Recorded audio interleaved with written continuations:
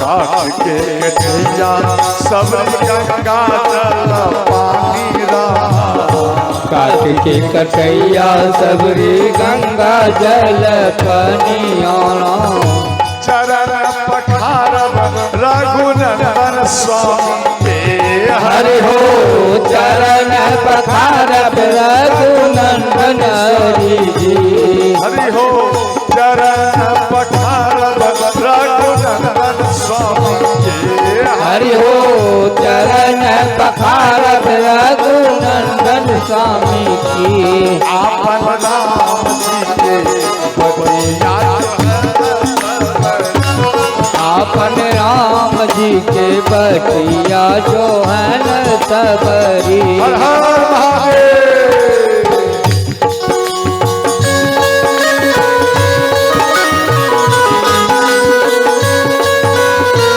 राधे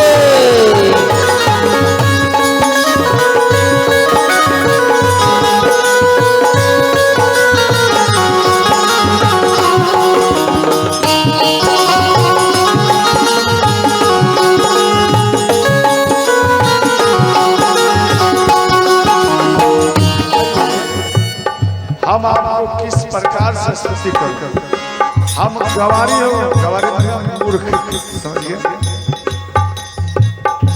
केही विधिया स्तुति करब तुम्हारी। कहिया स्तुति करो तुम्हारी।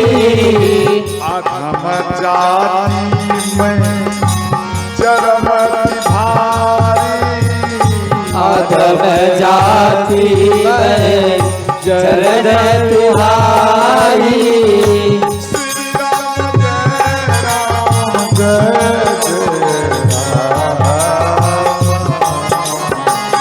श्री राम जय राम जय जय राम। श्री राम जय राम जय राम। श्री राम जय राम जय जय राम। हर हर महादेव।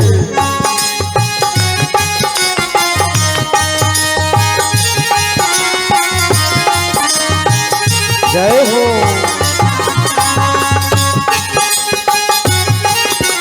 राधे।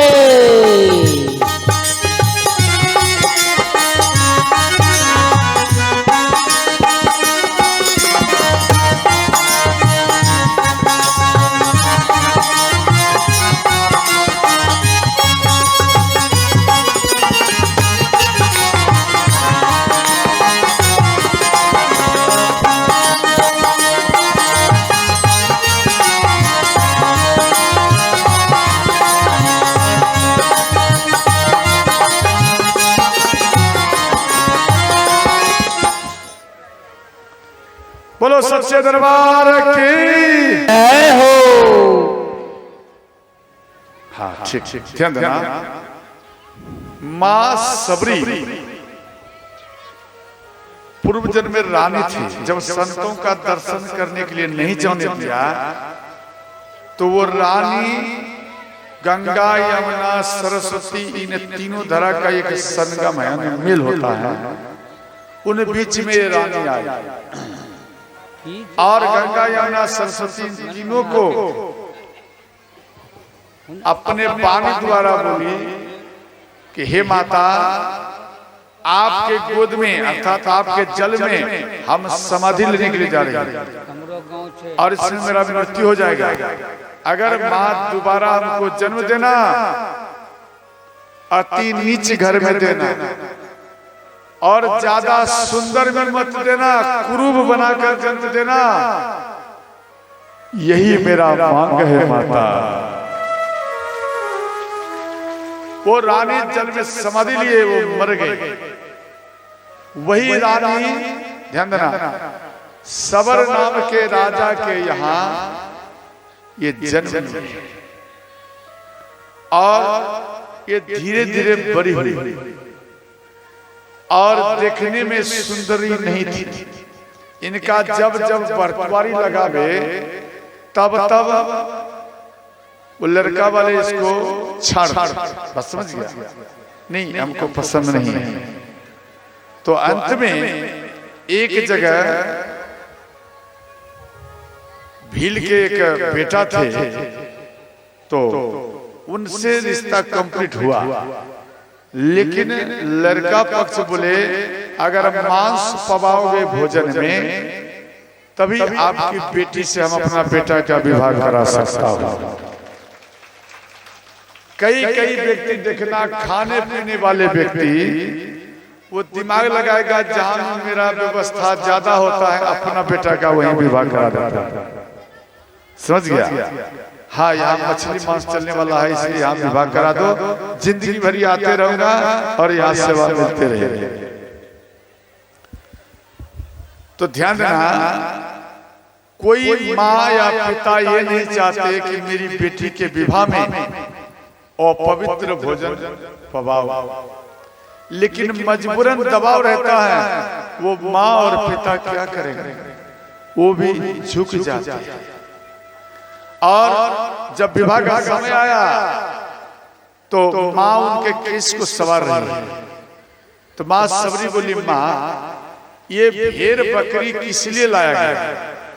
बोले बेटी इसलिए लाया गया कि तेरा विवाह होगा और तेरे विवाह में जो बाराती आएगा उन बाराती को ये भोजन इनको काट करके और इनके मांस को निकालकर और सब्जी बनाकर तेरे बारातियों को पवाना पड़ेगा। माँ सो गई, अर्धरात्रि में माँ सबरी जगी। ध्यान देना, यहाँ कहते हैं सुगर बकरी भेड़ को लगे खरी रंग जा, सुगर बकरी भेड़ को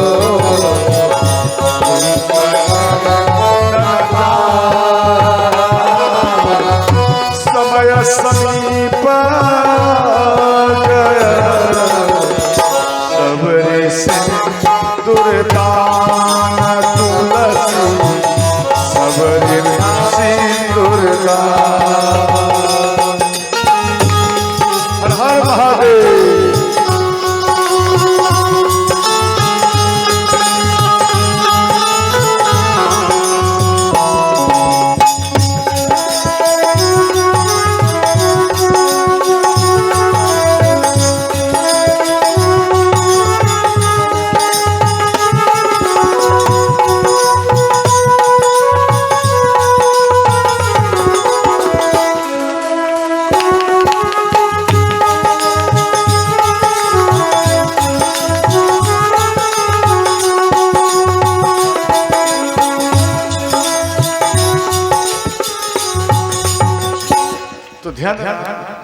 तो माँ सबरी रात में उठ गई और सुगर बकरी भेड़ को खोल करके, वहां अपार संख्या में थे, उन सब को खोल करके वन में चली गई। और वन में जाकर, ध्यान देना, वन में जाकर के उन सभी जीवों को छोड़ दिए और सब जीव भागे नहीं। माँ सबरी के बगल में सब खड़े हैं और सब अपना मन से उद्गार व्यक्त कर रहे हैं। सब जीव कहता है, हे माता सबरी, हे माता सबरी, आप जो हम सभी जीवों को मुक्त किया है, ध्यान देकर समझ, आप जो हम सभी जीवों को मुक्त किया है, इसलिए हम सब जीव मिल करके हम आपको आशीर्वाद दे रहा हूं, जे आपके दरबार में चलकर स्वयं भगवान आपको मुक्त करने के लिए आए।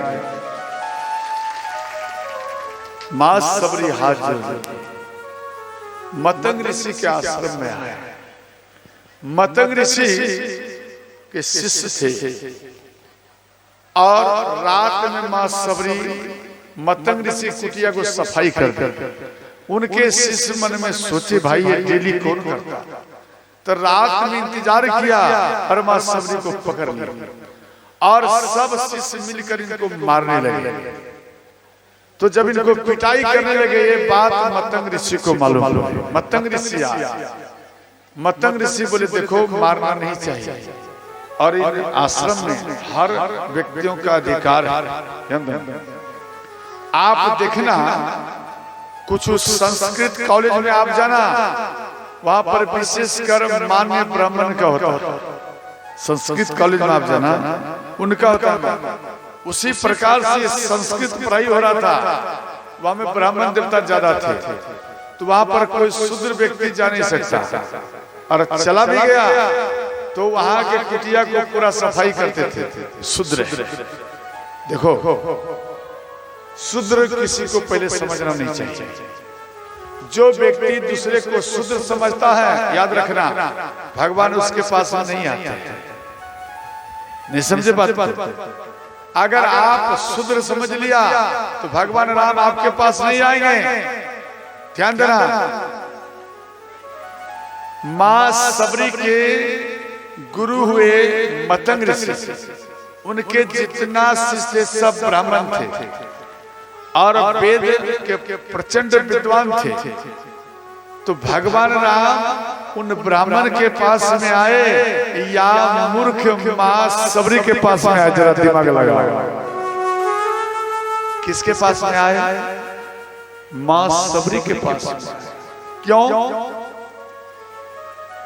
उनके अंदर में भाव का पावर है। आप कितना भी पेट का बात करो, अगर आपके अंदर में भाव नहीं है तो भगवान आपके पास कभी नहीं जा सकता। कितना भी आप स्वाहा करते रहो, आपके पास नहीं जाएगा।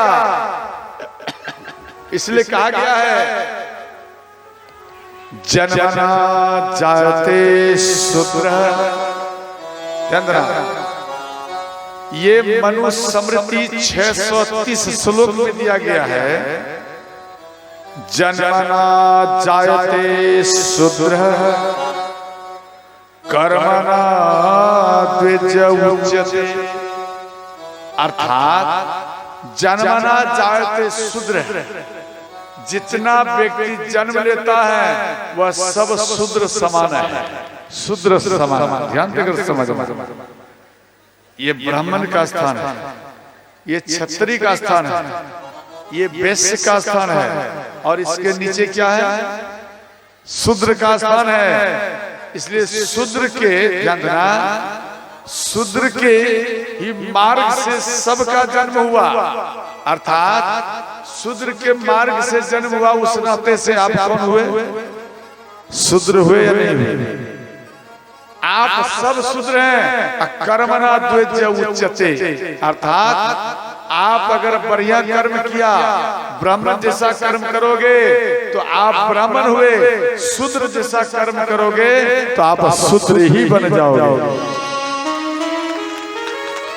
अर्थात ब्राह्मण का कर्तव्य है जींस पैंट कभी पहनना नहीं चाहिए। ध्यान देकर समझना, ब्राह्मण का कर्तव्य है जींस पैंट कभी जीवन में पहनना नहीं चाहिए। कब? जब आप प्रोताई शुरू कर दिया। प्रोताई में समाज में पूजा पाठ कराना या कल्याण का कार्य करते हैं, उन समय में अब आपको जींस नहीं, जींस को त्याग देना चाहिए और आपका मुख्य वस्त्र है धोती और कुर्ता है। आप धोती कुर्ता पहनेंगे, आपके अंदर में पावर आएगा। अगर धोती कुर्ता नहीं पहनेंगे तो आपका पावर डैमेज हो जाएगा। और ब्राह्मण को वैष्णव धर्म का पालन करना पड़ेगा। अगर वो मांस मछली मदिरा खाएगा, याद रखना वो ब्राह्मण नहीं, वो नहीं हुआ, वो थर्ड क्वालिटी के ब्राह्मण, थर्ड क्वालिटी। और उत्तम क्वालिटी के ब्राह्मण कौन हुए? ध्यान देना, जो वैष्णव धर्म का पालन करता है वो उत्तम कोटि का ही श्रोता, वो ब्राह्मण होता है। तो उत्तम कोटि का ब्राह्मण है जो वैष्णव धर्म पालन किया। कोई भी जाति में वैष्णव धर्म पालन किया, वेद को ले लिया तो आप ब्राह्मण है। समझ गया? कर्म उच्यते, आप कर्म अच्छा करें। इसके बाद ध्यान देना, यहाँ माँ सबरी उनको छोड़ दिया और मतंग ऋषि अलग में सबरी माता का कुटिया बना दिया। बोली बेटी आप यहाँ पे रहिए। तो 10,000 वर्ष तक माँ सबरी रही है। बम्बई रामायण में बात किया गया, तुलसीकृत रामायण में बात नहीं है। 10,000 वर्ष तक माँ सबरी रही। अब बता, हम लोग 100 वर्ष नहीं जी सकते हैं, माँ सबरी 10,000 वर्ष तक जी है। किस लिए, कैसे जिए? क्यों? वो दिन रात जितना उनका सांस चले वो राम का ही शब्द बोले। बस समझ गए? खाते राम, पीते राम, सोते राम, जगते राम, चलते राम, राम ही राम। इसलिए कहीं पर विषय वासना नहीं रहा, इसलिए इसका उम्र जैसा का तैसा ही पड़ा रह गया। ये घाटा नहीं, बात समझ गए? और ध्यान देना, माँ सबरी डेली, ये मतंग ऋषि जब जाने लगे तो यहाँ कहने लगे कि बेटी आप इसी कुटिया में रहना, एक दिन चलकर भगवान राम तेरे कुटिया में आएंगे। और खुश हो गए। ध्यान देना, भगवान राम माँ सबरी खुश हो गए। अंत में मतंग ऋषि चले गए। तो गुरु जी ये नहीं कहते कल आएंगे या परसों, ये बात नहीं कहते। माँ सबरी मन में सोची कल ही आज भी आ सकते, तो डेली पुष्प तोड़ करके रखती थी और फल को तोड़ करके रखती थी। ध्यान देना, उसी प्रकार से ध्यान देना, तोड़ कर रखती थी। धीरे धीरे जब ये वृद्ध हो गई, ये गिर गई, इसके घुटना में दर्द हुआ, ये गिर गई। और उसके बाद संभल कर उठी और बद्री में बैर तोड़ने के लिए गई। जैसे ही गई तो वहां पर ध्यान देना, वो बैर के काज से आवाज आया, हे माता आप कष्ट मत काटो, आप आराम से कुटिया में बैठे रहिए। अगर भगवान राम आएंगे तो एक बार आप मेरे तरफ नैन को घुमा देना, दृष्टि घुमा देना, हम स्वतः ही टूट कर आपके दोनों में चले आए। और पुष्प में गए तो पुष्प में आवाज क्या, माता आप हमें मत तोड़ो, आप हमको रहने दो, आप वृद्ध हो गया है, आप चल नहीं पाती हैं। और आपके कारण ही यहाँ पर जितना जीव है, जितना वृक्ष है, आपके कारण ही भगवान का दर्शन करेंगे। इसलिए हम लोगों का कर्तव्य है कि आपको सुरक्षित रखना। इसलिए माता आप चले जाओ, और जब भगवान राम आएंगे एक बार मेरे तरफ नैन को घुमा देना, स्वतः ही पुष्प सब टूट करके रैया में पीछे जाएंगे।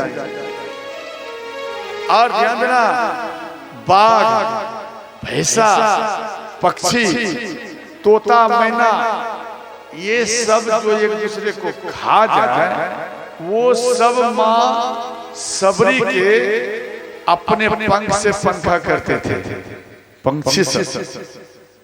और किस लिए कि माता आपको कुछ ना हो। पक्षी मुख में जल लेकर के मुख में छिटछिटी लाते, इसलिए होश में आओ माता, आपको कुछ नहीं हो, आप जीवित रहो, तेरे कारण ही भगवान राम का मुझे दर्शन हो। इसलिए उनका सुरक्षा करते थे।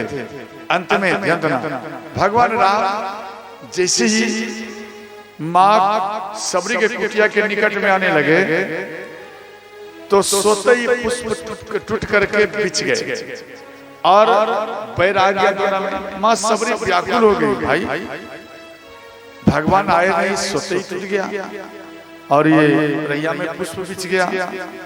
तो माँ सबरी, ध्यान देना, माँ सबरी खुश हो गई। अब ध्यान देना, ये पुष्प कैसे जल गया? अच्छा ये बता, आप सबके घर में इष्ट देवी देवता हैं? बोलो है या नहीं? जिसको कहते ना गोसाई घर, उसी के बारे में कह रहा हूं। क्या आपके घर में ऐसा मंदिर है? अच्छा ठीक। अच्छा एक बता, कभी आपने देखा है कि आपके इष्ट देवी देवता आपके पास में आया है मंदिर में? कभी देखा है या महसूस किया है कि भगवान आया है? बोलो है या नहीं? लेकिन मैं कह रहा हूं कि आप देखा है, महसूस किया। अभी तुरंत कहोगे हाँ। देखो, जब भगवान आते हैं आपके इष्ट देवता, तो बिना अगरबत्ती धूप जलाए आपका जो मंदिर है वो गमकने लगेगा। बस समझ गया, रात में वो गमकने लगेगा। तो उस टाइम में चर्चा मत करना, सब परिवार मिल करके दंडवत प्रणाम करना और कहना भगवान आप आए हैं बहुत सुंदर, लेकिन जब जाना तो इन सभी बालकों के ऊपर कृपा बरसा के ही जाना।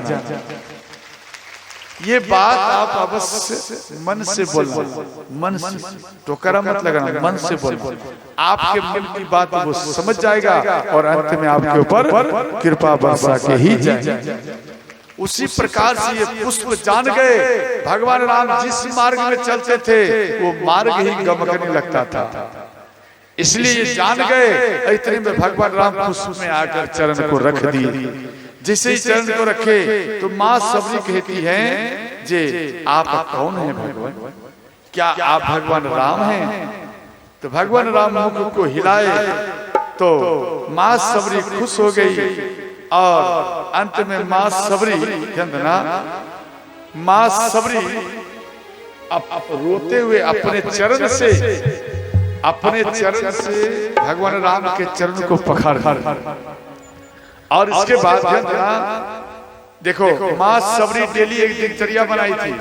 भगवान राम आएंगे उससे पहले बीच पुष्प बिछाऊंगी, मीठे मीठे पैर रखूंगी, भगवान राम आएंगे यहाँ पर बैठाएंगे और इसके बाद चरण पखारूंगी, उसके बाद पैर पवाऊंगी। ये नियम बनाती थी डेली।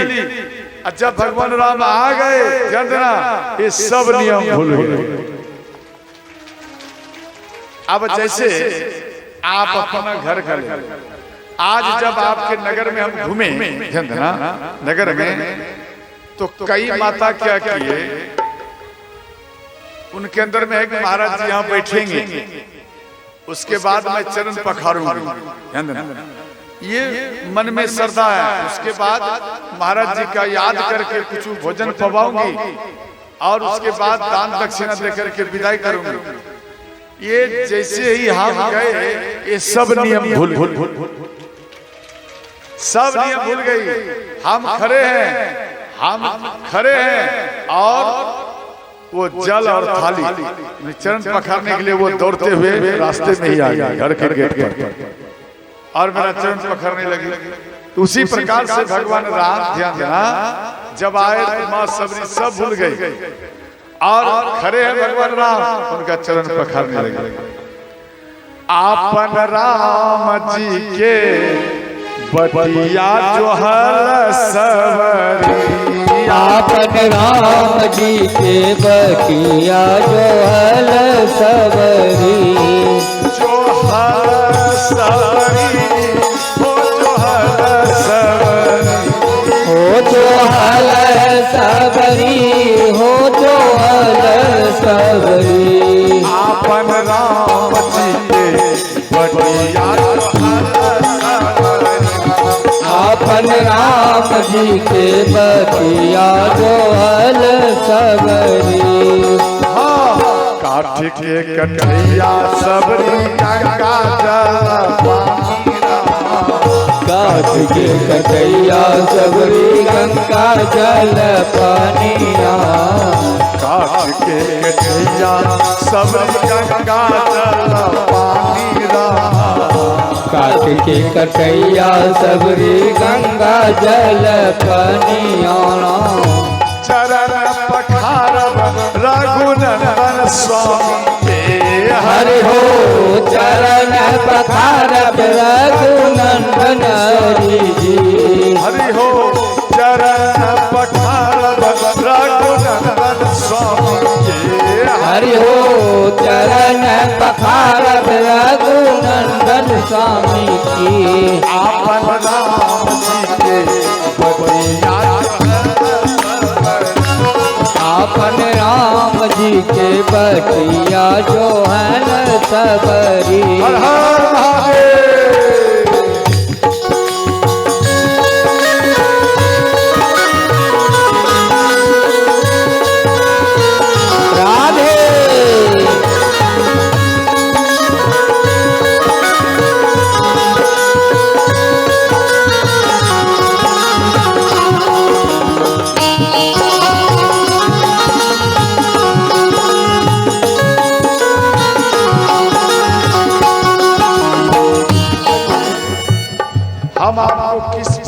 से स्तुति करो। हम गवारी हो, गवारी मतलब मूर्ख, समझिए। यही विधिया स्तुति करब तुम्हारी, कहिया स्तुति करो तुम्हारी। अधम जाति में चरमति भारी, अधम जाति में चरण तुम्हारी।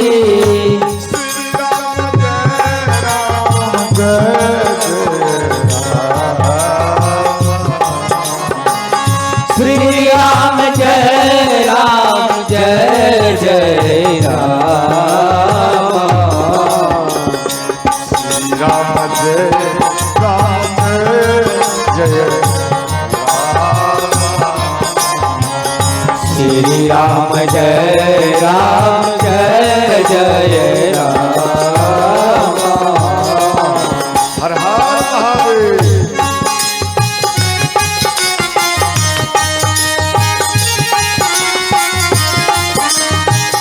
जय हो।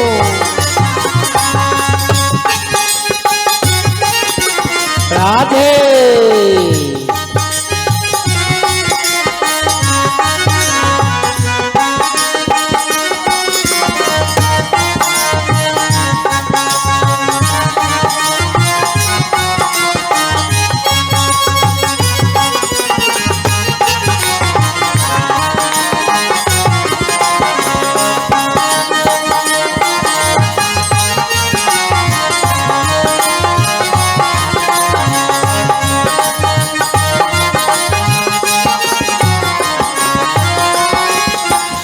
तो यहाँ माँ सबरी बोली, हे भगवान, हम आपका कैसे स्तुति करो।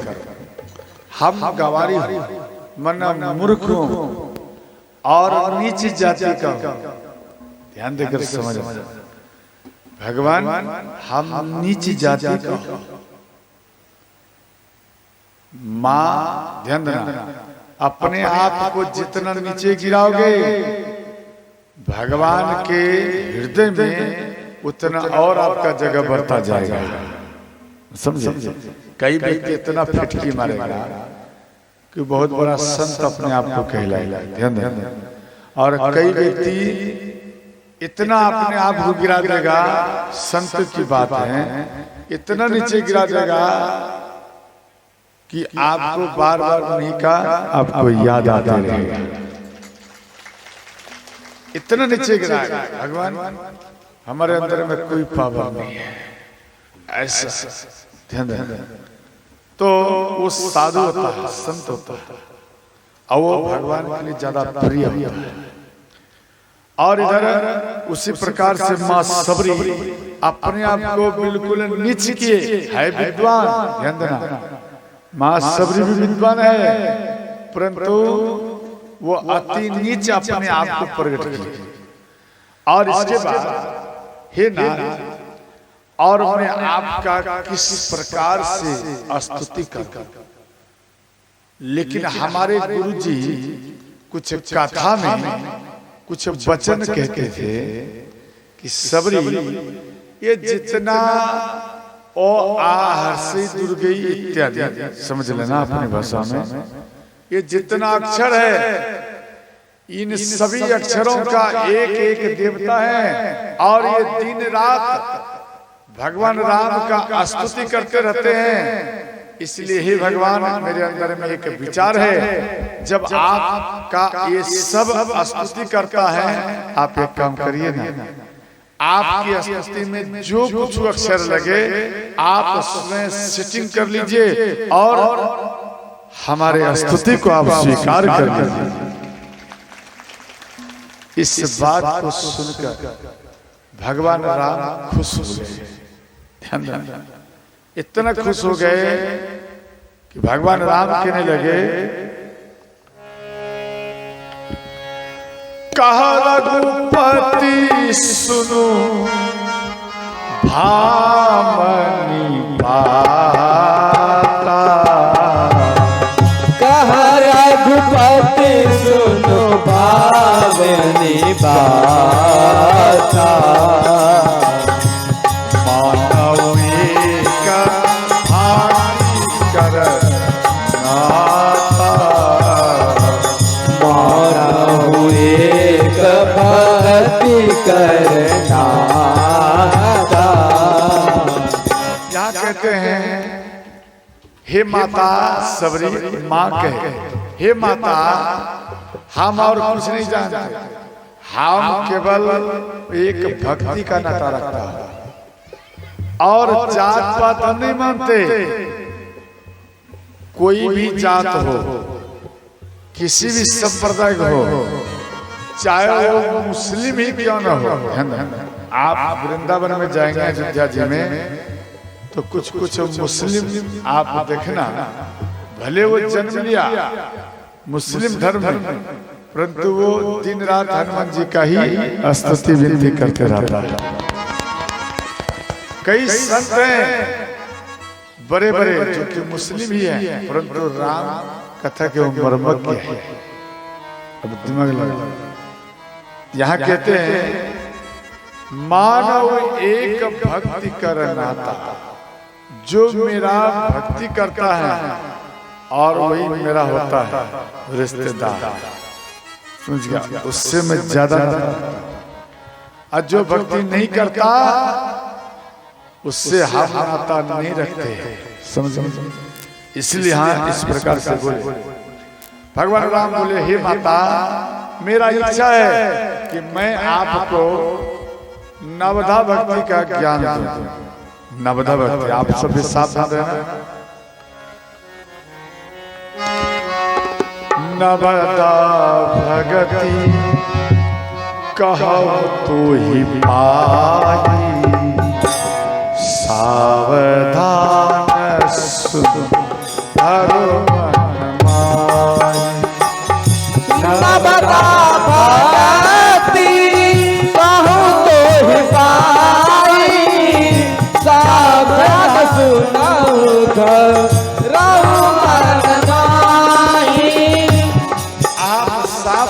सुनिए। हे माता, लक्ष्मण जी जो खड़े थे वो भी माँ सबरी माता के बगल में बैठ गए, हाथ जोड़ के। हाथ जोड़ के भगवान आप नवधा भक्ति का उपदेश देने जा रहे हैं और हमें माँ सुनो, इसलिए हम भी ग्रहण करेंगे। लक्ष्मण जी भी बैठ गए, माँ सबरी बैठी हैं और भगवान राम कथा कर रहे हैं। दो व्यक्ति बैठे और भगवान राम कथा करें। यहाँ तो बहुत व्यक्ति हैं, लेकिन माँ सबरी के तरह और लक्ष्मण के तरह आप कथा को सुन लीजिए।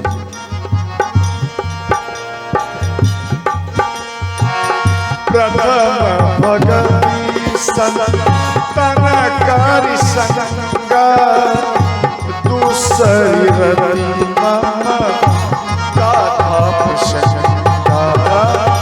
प्रथम भक्ति संकर संगा, दूसरे भक्ति रति गाथा प्रसंगा। सीताराम सीताराम राधे सीताराम कहिए, सीताराम सीताराम सीताराम कहिए। जय बीती राखे जही बीती राखे तही बीती रही। हर हर महादेव।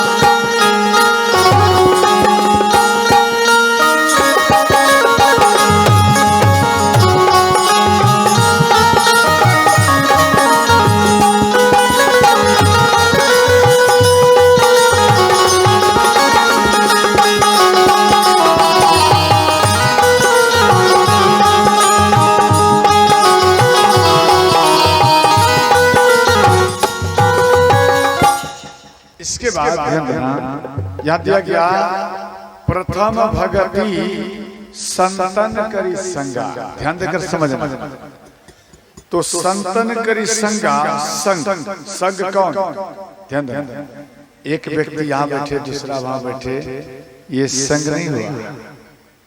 संग का अर्थ है जैसे माता लोग आप सब जो बैठी संग मिलकर एक शरीर दूसरा शरीर में मिला हो, इसको कहा जाता है संतन करी संगा। अर्थात आप अकेली वहां बैठी हो तो आप संतन करी संगा, ये संग नहीं हुआ। संग तभी माना जाता है जब एक व्यक्ति दूसरे व्यक्ति के शरीर में मिला हुआ हो। समझ गया? तब हुआ संतन करी संगा, वरन नहीं हुआ। और पुरुष में ज्यादा है अकेले बैठने का आदत, तो जितना मिलेंगे जैसे संतन करी संगा। इसका अर्थ क्या है? इसका अर्थ है जैसे आप संग में मिल गया और मिलने के बाद में आपका मन थोड़ा देर के लिए भटक गया या कुछ वर्ड को आप ग्रहण नहीं कर पाया, तो आपके बगल में जो बैठे हुए हैं वो व्यक्ति उन बात को सुन लिया जो आप नहीं सुन पाए। बात समझ रहे हो? तो अगर वो सुन लिया तो उनका पावर ऑटोमेटिक है आपके शरीर में प्रवेश कर जाएगा। बस समझ गया? उसका पावर, उसका आरूढ़ आपके शरीर में प्रवेश कर जाएगा और आपके आत्मा को बल मिलेगा। अगर दूर में रहेंगे, जब लिंक ही नहीं रहेगा तार का, तो बॉल जलेगा क्या? इसलिए संग होना पड़ेगा। इसको कहता है संतन करी संगा। कहते हैं संतन के संग लाग रे तेरी अच्छी बनेगी। संतन के संग लाग रे तेरी अच्छी बनेगी। अच्छी बनेगी तेरी अच्छी बनेगी तेरी अच्छी बनेगी। अच्छी बनेगी तेरी बिगड़ी बनेगी। अच्छी बनेगी तेरी बिगड़ी बनेगी। संतन के संग लागे संतन के संग लाग रे तेरी अच्छी बनेगी।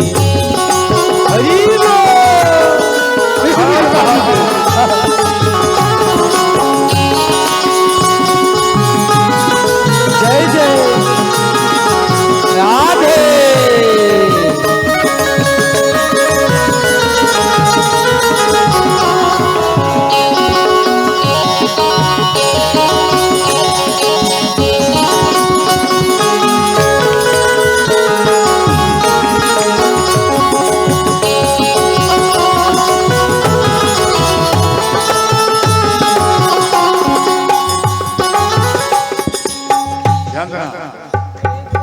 आपकी अच्छी बनेगी अगर आप संग लगेंगे। और दूसरा बात, दूसरी भगति मम कथा प्रसंग। जैसे आप ध्यान देकर कथा सुन रही हैं या सुन रहे हैं, समझ गए? ये दूसरा भक्ति। जैसे आपको हम कथा सुना रहा है, आपका मन नहीं भर रहा है। जैसे कोई व्यक्ति आपको भोजन पवा रहा है, पेट ही नहीं भर रहा, और खाऊं, समझे? खा रहा हूं, पेट फुल हो रहा है, लेकिन आपका मन नहीं प्रसन्न हो रहा, नहीं और खाओ नहीं। बात को समझे? जिस व्यक्ति के अंदर में ऐसा भाव है, ध्यान देना। ऐसे तो आज आपके नगर में भ्रमण किया तो कई माताएं, ध्यान देना, कई माताएं जिनके घर में क्या बोलते छप्पर में छेदा, समझे? हमें लगता है बारिश पड़े होंगे ना, तो उनके घर में पानी आ जाता है। ऐसे सब गरीब व्यक्ति हैं। और ऐसी माताएं फिर भी एक हाथ से स्वागत किया और उनको देख करके हम आश्चर्य किया। और जिनका कुछ व्यक्ति, ज्यादा नहीं, सब तो दिया, एक आध व्यक्ति कुछ मिला जो कि मात्र में 101 से भेंट दिया। और देखोगे ना, ऐसा लगेगा कि इसी में हम प्रवेश किया। और दान में झोपड़ी, उसके सामने में उसका महल फैल कर गया। फैल कर देखो, आप मन में ये मत सोचना कि दान धन रहने पर दिया जाता है, ये आपका भूल है। देखो, आपके अकाउंट में करोड़ों रुपया, आप चाहोगे दान दूंगा तो नहीं हो पाएगा, नहीं, दान नहीं दे पाओगे। और जिसके घर में 1 रुपया नहीं है, आपके नगर में भी ऐसा हुआ, वो कर्ज लेकर के दान दिया है। देखो, आपके घर में अगर दान का श्रद्धा बढ़ता रहा, दान में कभी कभी मत करना, जहां तक चल बन सके आप दान करते रहिए। और एक दिन ध्यान देना, जो महल में 101 मिला, आप उसमें 500 दिया, वह परिवर्तन हो जाएगा। क्या हो जाएगा? जहां फुस है वहां महल आ जाएगा, जहां महल है वहां फुस बन जाएगा। ये बात मैं समझ, ये परिवर्तन होता है। अर्थात आप जमीन को, जायदाद को, नौकरी को, धन को आप इकट्ठा किया और आप दान नहीं किया। जैसे सरकार को टैक्स देना पड़ता, आपके पास में रुपया है तो टैक्स देना पड़ेगा। अगर आप टैक्स नहीं दिया तो आप पकड़ा जाएगा। पकड़ा जाएगा ऐसा नहीं, आपको कंगाल ही बनाकर छोड़ देगा, समझे? कंगाल बना देगा, इसलिए सावधान, कंगाल ना बनो। आप किसी के जमीन को हड़प लिया और जमीन जायदाद को हड़प कर 1 बीघा, 2 बीघा, 10 बीघा, 20 बीघा बना लिया, 100 बीघा बना लिया, 1 महल, 2 महल, 5 महल बना लिया, 1 कोठली नहीं 50 कोठली बना लिया। ध्यान देना। और आप अगर इस तरह से किया तो याद रखना, आपका जिंदगी जो चल रहा है बहुत सुंदर है। जब आपका जीवन धीरे धीरे जब लबने लगेगा तो एक बालक आपके घर में प्रकट होगा। ध्यान देना। और वो बालक क्या करेगा? ध्यान देना, वो बालक दारू पिएगा, ऐसा उनका संगत होगा, वो दारू पिएगा। ध्यान देना, सारा संपत्ति को ही उस दारू में ही डुबा देगा। अंत में वही आपका बेटा रोड पर आ जाएगा। हमने कई व्यक्तियों को देखा और अमल भी किया ग्रंथ से, नहीं बिल्कुल ही सच है, बात सच है। अगर आप चाहते हैं मेरा बेटा, मेरा पोता परपोता रोड पे ना आवे, तो दान का गति कभी भी कम मत करना। आपके पास में करोड़ रुपया है, अगर 1000 दे दोगे तो क्या घट जाएगा? वो तो समुद्र के समान आपका घर है, घटेगा क्या? नहीं घटेगा। और जिसके घर में फूसका है, ध्यान देकर समझ, जिसके घर में फूसका है और उनके ऊपर कर्ज भी अपार है, कर्ज रहता है, कर्ज अपार है, टूटता नहीं है। भगवान कहते हैं आप जो कर्ज लिया घर को बनाने के लिए, बेटा को पढ़ाने के लिए, बेटी को पढ़ाने के लिए, आप अपना सुख को बढ़ाने के लिए आपने कर्ज लिया और कर्ज बढ़ता जा रहा है। भगवान कहते एक बार मेरे लिए तू कर्ज करके देख ले, समझे? आपके ऊपर अपार कर्ज है तो आप ब्याज पर रुपया उठाना, समझ गया? और उनको ब्याज भरना और वो रुपया उठाकर आप भगवान को दिए, कार्य में लगाए। ध्यान से समझना, आप इन कार्य में लगाएंगे, ये जो रुपया आपने कथा में दिया, रामधुन में दिया, शिव भजन में दिया, तो याद रखना, लेकिन ब्याज भरते रहना, ब्याज मत छोड़ना। जो आपने कर्ज लिया, एक दिन देखना वही ब्याज आपका मूलधन बन करके प्रकट हो जाएगा और सारा कर्ज ही समाप्त हो जाएगा।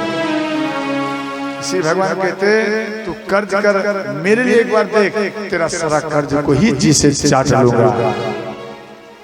भगवान शिव का भी कहना है, मेरे लिए एक बार कर्ज करके दे। तो ध्यान देना, इसलिए देखो कथा प्रसंग और ये दान देने का जो अकाउंट होता है वो अलग होता है, वो अलग होगा। वो अकाउंट में हरदम रुपया रहता है। आप चाहकर भी सोचेंगे मैं खाली कर दूं तो वो अकाउंट खाली नहीं होगा। समझे? जो अमीर व्यक्ति होता है उसके पास भी रहता है, लेकिन ध्यान देना उस अकाउंट को मान लिया जाए उनके पास कम रहता है, ज्यादा नहीं, कम। गरीब में ज्यादा रहता है। अगर अमीर में किसी में अगर अमीर में ज्यादा है अकाउंट में रुपया, दान का अकाउंट अलग होता है, पट होता है, वो यहाँ पे रहता है, वो बैंक में नहीं रहता, यहाँ रहता है। और ये किबार खुल कर गया तो श्रोताओं ऐसा ऐसा कथा, कई कथा कर बैठ जाएंगे। आपके नगर में हमको तो नहीं लग रहा था इतना बड़ा बड़ा व्यक्ति होगा, अच्छा सम्मान किया। और ऐसे सब व्यक्ति हैं वो अगर चाहे तो अकेले ये 9 दिन कथा करा सकते हैं, अकेला, किसी से 1 रुपया नहीं मांगेगा और वो 9 दिन कथा वो करके, ध्यान देना, और जनता के ऊपर कृपा बरसा के, यानी सबका मन को राम में मिला देगा। और ध्यान रखना ऐसा सब व्यक्ति आपके गांव में सब छुप कर बैठे। हम गया नगर में घूमती ही तो देखते बहुत व्यक्ति है, कोई दरोगा है तो कोई फौजी है, ऐसे बहुत व्यक्ति देखे, बहुत सुंदर। ध्यान देना, तो यहाँ कहते हैं कथा प्रसंग जिसके हृदय में, ध्यान देना, कथा सुनने की लालसा ज्यादा हो, कथा सुनने की लालसा ज्यादा हो, वही व्यक्ति, ध्यान देना, दूसरा कथा उसके हृदय में सदा सदा के लिए विराजमान रहेगा। और देखो दान अगर नहीं करोगे, मान लिया जाए तो बेटा दारू पिएगा, और देखो कहते हैं ना कि बोतल भैया हो, कहते ना, कई संत कहते 80 बीघा एक ही बोतल में पार हो गया। तो यहाँ कहते हैं कि बोतल भैया हो तोरे करमा इज्जत गेलै मोर, बोतल भैया हो तोरे करमा इज्जत गेलै मोर, बोतल भैया हो तोरे करमा इज्जत गेलै मोर, बोतल भैया हो तोरे करमा इज्जत गेलै मोर। खेतवा बिकले डेरिया बिकले, खेतवा बिकले डेरिया बेचले, बिकले पूरा मकान, बोतल भैया हो तोरे करमा इज्जत गेलै मोर, बोतल भैया हो तोरे करमा इज्जत गेलै मोर। हर हर महादेव।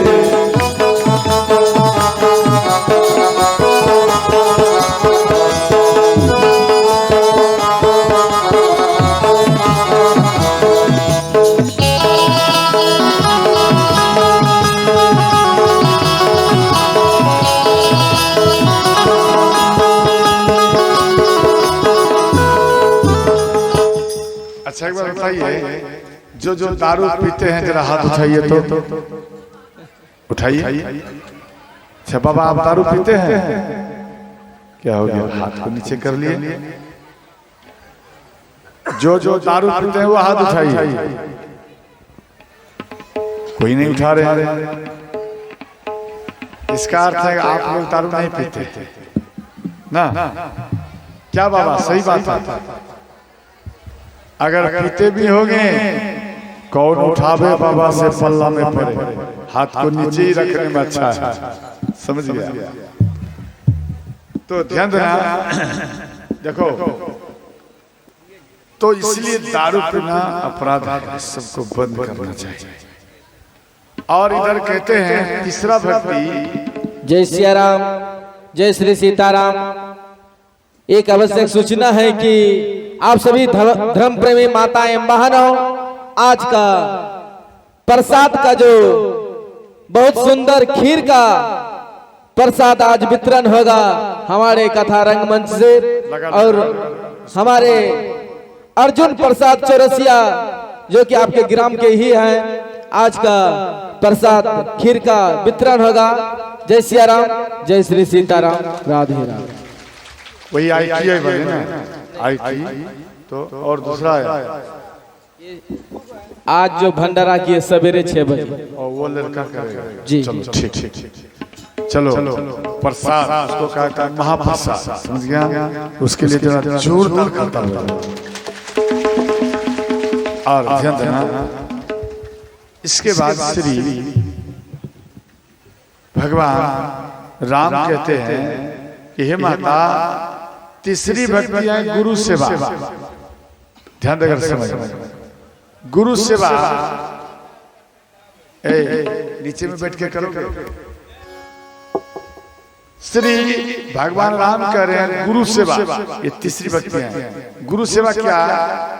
जैसे हम आपके झाझा ग्राम बरहरा ग्राम में, ठीक है, आपके इन बरहरा ग्राम में, माता क्षमा करना हमारा उल्टा पुल्टा हो जाता है, अगर उल्टा पुल्टा हो जाए तो आप शुद्ध करके और अपना गांव का नाम को आप समझ लें। ऐसे नाराज आप हो जाएंगे तो फिर गड़बड़ हो जाएगा। आप बार बार कहेंगे दूसरे गांव का था, मेरे गांव में नाम दूसरे गांव का, ये सब याद है इस कारण। तो ध्यान देना, श्री भगवान राम कह रहे हैं गुरु सेवा। जैसे आपके इन नगर में हम आए और आप सब कभी आम ला करके देती हैं, तो कई व्यक्ति हैं जो कि दूध ला करके देते हैं। समझ अपने घर में एक गिलास दूध तक नहीं रखते और वो लाकर हमको पिलाते। नहीं, आप लोग पीजिए बाबा। आप 10 दिन के लिए आए, 5 दिन के लिए आए, मेरा कर्तव्य है हम समस्त ग्रामवासियों का जो आपका सेवा करो। ध्यान देना, ये गुरु सेवा है, समझे? ये गुरु सेवा है। और दूसरा, आपके नगर में गया, कंदमूल फल दो सर्वधर्म सबसे स्वागत किया, ये सब है गुरु सेवा। और रुपया से हर चीज से आपने स्वागत किया, ये हुआ गुरु सेवा। जिसके अंदर में ऐसा सेवा है, जो किवाड़ को बंद कर लेता है वो नहीं। क्या किवाड़ कोई बंद कर लेता है? बाबा आ गया, बंद करो, पैसा देना पड़ेगा, वो बंद करो, भाग। ध्यान देना, यहाँ बंद करोगे तो वहां कौन खोलेगा दरवाजा? वहां पर दरवाजा एक संत ही खोल सकता है, वरना कोई नहीं खोल पाएगा। संत को देखकर दरवाजा बंद करोगे तो आपको देखकर भगवान दरवाजा बंद कर लेते हैं। इधर कहाँ आ रहे हो, जाओ पहले संतों की सेवा करो। तो फिर आपको संत की चरण में जाना पड़ेगा। इसलिए दरवाजा बंद नहीं, दरवाजा खोल कर। तो ध्यान देना, ये हुआ गुरु सेवा। आपने जो गुरु सेवा किया भाव से, गुरु जी मेरे घर में आएंगे, चरण पखारूंगी, पुष्प चढ़ाऊंगी, भोजन पवाऊंगी, ये जिनके अंदर में भाव हुआ, ध्यान देना, समझ लो उनके अंदर में तीसरी भक्ति विराजमान है। और चौथी भक्ति है कपट को छोड़कर। ध्यान देना, भगवान कहते हैं कपट को छोड़कर वो मेरा भजन कर। ये हुआ चौथी भक्ति। और पंचम भक्ति में दिया गया, ध्यान देना, विश्वास के साथ जो गुरु महाराज ने मंत्र दिया उसको जाप कर। तो इधर एक गुरु एक शिष्य को माला दी, तिलक दी, और गुरु जी चले गए। तो वो शिष्य ऐसा चतुर था, वो भजन करता ही नहीं था, माला ले लिया और कभी कभी लिया नाम बाकी छोड़ दिया। भाव नहीं था। आप भाव से मंत्र का जाप करेंगे तभी ये काम करेगा, वरना केवल मुख को घुमाते रहोगे, बोलते रहोगे तो ये काम नहीं करेगा। केवल फॉर्मेलिटी आप निभा रहे हैं। भाव को प्रकट करना पड़ेगा, तब राम बोलना पड़ेगा। ध्यान देना। इसलिए इधर वो युवक चला गया वृंदावन, उनका धन नहीं बढ़े, वृंदावन गया। वृंदावन में एक संत को बोले, बाबा आप हमको राम मंत्र दीजिए। बोले 3 महीना गैया का सेवा करना पड़ेगा। बोले ठीक है गुरु जी। वो चेला 3 महीना मेहनत किया, जैसे ही 3 महीना आज पूरा गया और तुरंत गुरु जी के सामने खड़ा हो और कहने लगे, बाबा 3 महीना आज पक्का हो गया, अब हमको राम मंत्र दीजिए। तो जो यहाँ बिहार के गुरु, ध्यान देना, चलता फिरता गांव के साधु जो मंत्र दिया था, और वृंदावन के गुरु, अयोध्या के गुरु, यही मंत्र वो भी गुरु दिया। तो ये युवक कहता, बाबा इससे थोड़ा बढ़िया वाला मंत्र दो। बोले ऐसा क्यों बोलता? बोले ये मंत्र हमको गांव में एक बाबा दिया था, काम नहीं करता, आप एक काम करिए, आप इसे थोड़ा सा बढ़िया पावर वाला दीजिए, मतलब बढ़िया वाला जो ज्यादा काम करे और धन ज्यादा हमको हो, ऐसा मंत्र दीजिए। तो गुरुजी बोले, बेटा इन पृथ्वी में चारों कोनों में घूम जाएगा, अगर किसी भी संत के शरण में जाएगा तो वहां पर भी आपको यही गुरु मंत्र, यही राम मंत्र आपको मिलेगा। तो इसलिए ध्यान देना। तो मंत्र का जाप के बारे में गुरु जी बताते हैं, ध्यान देना। देखो मंत्र किस प्रकार जाप करना चाहिए, चाहे शिव जी का हो या राम का हो या मिही बाबा का हो, किसी का भी समझना। ध्यान देना। देखो राम मंत्र का जाप करना है, ये कितना उंगली है? बोलो 5 है। ये है राम, ध्यान देकर सुनना। कौन है? राम। ये कौन है? सीता। और ये भरत, ये लक्ष्मण, और ये शत्रुघ्न। ध्यान देना। ये हो गया भगवान राम का परिवार, संक्षेप परिवार, समझ गए? अब देखो, जब आपको गुरु जी मंत्र दिया तो राम और मां सीता को, इन दोनों को मिला दिया, समझ गया? इन दोनों को मिला दिया तो उंगली कैसे हो गया? देखो ध्यान से, अपने भी उंगली को बनाओ, ऐसा बना दिया। सीधा करो इन उंगली को, ऐसे क्यों करते हो? ऐसे करो, दोनों उंगली हो गया। उसके बाद घुटन पर ऐसे रखो, ऐसे घुटन, और सीधा हो। उसके बाद आप राम मंत्र, शिव मंत्र जाप करिए, समझ गए? उसके बाद आप जाप करिए। जब मन को एकाग्र कर लेंगे, जब जाप करेंगे, तो राम और मां सीता एक प्रकाश का रूप दिखाई देगा, समझ गया? जब प्रकाश आएगा वो मस्तक में आएगा, दोनों नयन के बीच, यानी ललाट में आएगा। और जब प्रकाश आएगा तो अगर आप कमजोर मन के होंगे तो आप डर जाएंगे। वहां पर डरना नहीं है, वहां पर हिम्मत से काम लेना है और ध्यान लगाना। जब आप ध्यान लगाएंगे तो इस यहाँ पर भी प्रकाश आएगा, कंठ में आएगा, हृदय में आएगा, नाभि में आएगा। जब इस प्रकार से आएगा तो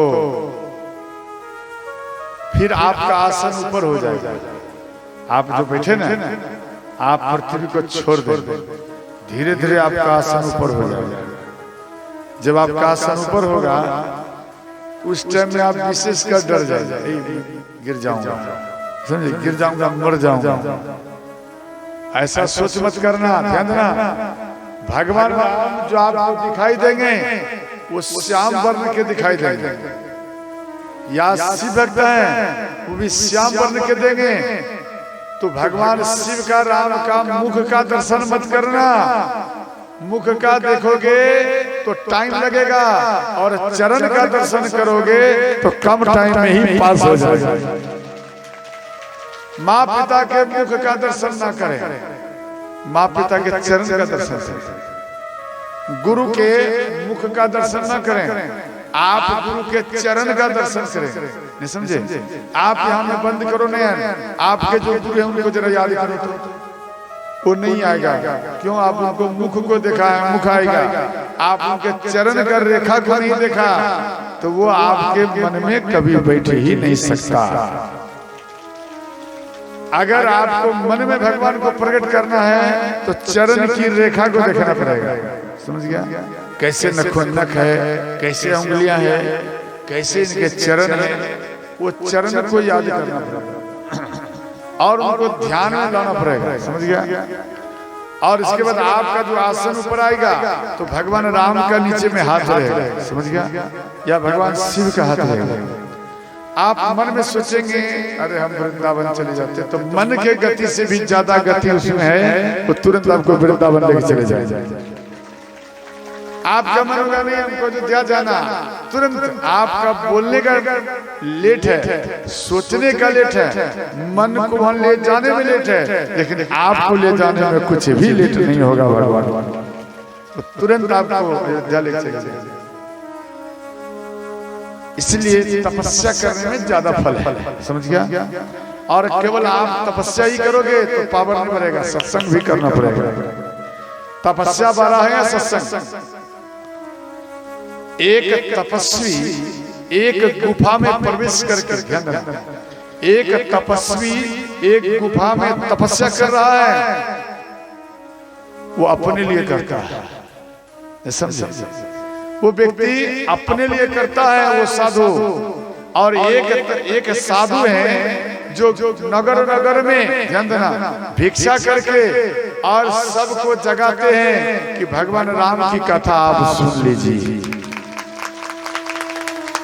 आप घर में सोइए, आप घर को त्याग करके राम कथा में आए। इन तपतपी धूप में